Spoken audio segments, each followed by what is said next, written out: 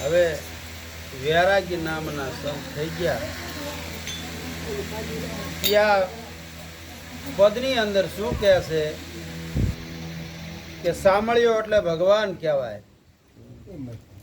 સામળિયાની સાથે સુરતા લહેરું લેશે. ભગવાનની હારે જેને સુરતા ના સંબંધ ભગવાન હારે જેને કરી દીધા હોય એ પછી ભગવાન હારે કાયમ લહેરું બીજા કરે છે. ત્રિવેણીના ઘાટે અનુભવની વાતો કહે છે. પોતાના અનુભવથી બધી વાતો કર્યા કરે છે ને પોતાનો અનુભવ પ્રમાણે આવા પદ હોત રચના થઈ શકે. પણ જેને ભગવાન હારે જેને નેડો લાગી ગયો હોય, જેને સુરતાને જે ભગવાન હારે જે સંબંધ કરી દીધો હોય, સંબંધને સુરતાના જ્યાં લગ્ન થઈ ગયા હોય એ અનુભવની વાત કરી શકે, બીજા સંતો ન કરી શકે. જેવી દ્રષ્ટિ એવી સૃષ્ટિ છે. આપણી જેવી દ્રષ્ટિ છે ને એવી આખા જગત આખું બધું એવું જ છે. આપણા આંખની અંદર જો કમળ હોય ને તો બીજે આપણે પીળું જ ભાળવી. આપણા મનની અંદર સારો ભાવ, આપણા પોતાનું હૃદય સાચું હોય ને તો બધા આપણને સાચા જ દેખાય.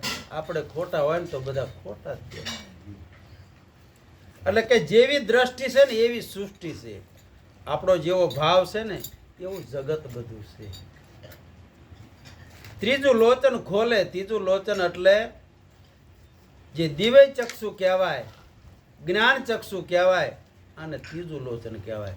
જે જીવાત્મા સદગુરુના ચરણે ગયા ને એ આ ત્રીજું લોચન ખોલે ને પછી ભગવાનની ખબર પડે. કાંક ને કાંક ચામડાના ચક્ષુથી ભગવાન દેખાતા નથી. આવું જ્ઞાન ચક્ષુ જેને જેને મળ્યું ને એને ભગવાનની ખબર પડે છે. કાંક આ હાડ માંસ ને સામ એવા ભગવાન નથી હોતા. હાડ ને માંસ અને સામ એ આપણે નથી હોતા. એટલે એમ ભગવાન નથી હોતા. નરસિંહ મહેતા તેમાં કહેશે કે આ બધું જાગીને જોવું તો આ જગત એવું કઈ દેખાતું નથી. કાકા આ તો હાડ માંસ ને સામ છે. ભગવાન એક ન્યારા છે.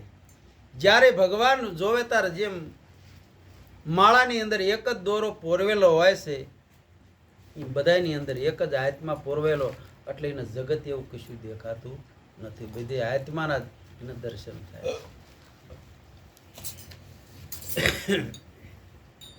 પરાપારથી આવે છે વાણી. જે આપણે દેહ છે ને એથી પર વસ્તુ જે પડી છે સાચી વસ્તુ ત્યાંથી વાણી આવે છે. નથી કહેતા કે બોલે ને બોલાવે સબગઢ બોલે. આ બોલાવી રહ્યો છે ને બોલે છે, બોલે છે એને બોલાવે છે ઈ. આ પરાપારથી આવે છે વાણી.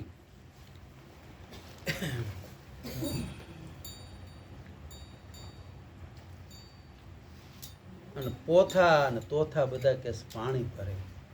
આમાં તો કદાચ આપણે લખેલું હોય ને જ વાંચીએ કે, પણ સંતોનો એવો અનુભવ થાય ને તે નવી નવી બધી વાણીની હોત રચના કરે છે. અજા ફાટીને સિંહ થયો. અજા નામની બકરી કહેવાય. એ સિંહ કેવી રીતે થાય? પણ અજાનો ભાસ થઈ ગયો છે આપણને કે આપણે બકરી જેવા છીએ. ગોવાળીઓ સારતો હોય છે ને તે પછી સિંહનું બચ્ચું હોય છે ને તે માલ ભેગું આવ્યું અને ઓલા ગોવાળિયાને એમ થયું કે આ બકરીનો આ બસડું છે. બકરીને ધવરાવે મોટું થયું તો એને તો સિંહનું સ્વરૂપ. પણ એને ભય લાગી ગયો અને એનું નામ પાડ્યું મોટો બકરો. એટલે કંઈક આમ વાળવાનો હોય ને તો કે હે મોટા બકરા. તા એને ખબર પડે મને કે પછી કે ભાગો ભાગો સિંહ આવ્યો તા એ મનાનો કે હું મને મારશે. એ પોતાને ભાન ભૂલી ગયો તો કે હું સિંહ છું. એ ભાન ભૂલી ગયો તો. એટલે પછી ઓલો કે ઊભો રે તું શું કામ બીવે? ઓલા બકરા તો બીવે પણ તું શું લે બીવે? તું તો મારા જેવો છું. કે ના તું મને મારી. ભલામણા સિંહ ઉપર કે ભરોસો રાખ, બોલીને બીજું ન બોલે. પછી કે જો આ પાણીમાં પ્રતિબંધ પડે એ જોઈજો કે તારું મુખે મહારાજ જેવું છે ને. જોયું તા કે હા. પછી કે હું તરાડ નાખું તું તરાડ નાખ. તો બેયની એક જ હરખી નીકળે. તારે એને એમ થયું કે ઓહો હું તો સિંહ છું. એમ આપણે બધા પોતાના આત્માની અંદર જ્યારે આત્મા સ્થિતિની અંદર જાઓ ને ત્યારે તમે નિર્ભય બની જાઓ. બધા સિંહ રૂપ જ છે. એટલે આપણે કોઈ બકરા જેવા નથી, આપણે બધા સિંહ છું. પણ વાદળે જેમ સૂરને છુપાયો છે ને, એમાં આપણે અજ્ઞાનથી આવરણથી ને આપણે એમ થાય, આપણને ભ્રાંતિ થઈ જાય છે એમ કે હું મરીશ ને જન્મીશ ને.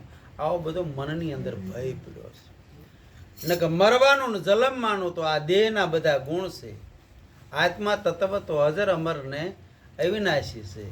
મહાભારતની અંદર કહે છે ને કે 5 પાંડવ અને 6 નારાયણ અજર અમર ને અવિનાશી. એમાં જળ તેજ વાયુ અગ્નિ પૃથ્વી ને આકાશ, આ 5 તત્વ અને 6 આત્મો આ અજર અમર ને અવિનાશી છે. આ તો કાયાનું પરિવર્તન થાય, સર્જન થયું છે એનું વિસર્જન થાય. 5 તત્વમાં 5 તત્વ ભળી જાય છે. આત્મ તત્વ ભેગો આત્મ તત્વ મળી જાય છે. એટલે કોઈ આવતું નથી, કોઈ જાતું નથી. આ તો ભ્રમ. જે આપણે કર્મ કર્યા હોય ને એવી વાસના દેહ આપણો બંધાણો છે. એટલે જેવા જેવા આપણે કર્મ કર્યા હોય પૂર્વના, એવી આપણે પારપટ્ટી ભોગવી રહ્યા છીએ. પણ આને જીવ દશા લાગી જાય છે.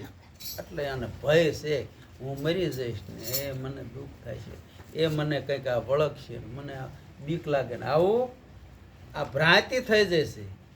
અજ્ઞાન લાગ્યું છે. ખરેખરો હીરો હોય, ઝળકતો હોય, પણ એના ગાભા પર ગા ચીંધરા વિટેલ વિટેલ કરો તો પછી પ્રકાશ પાડે.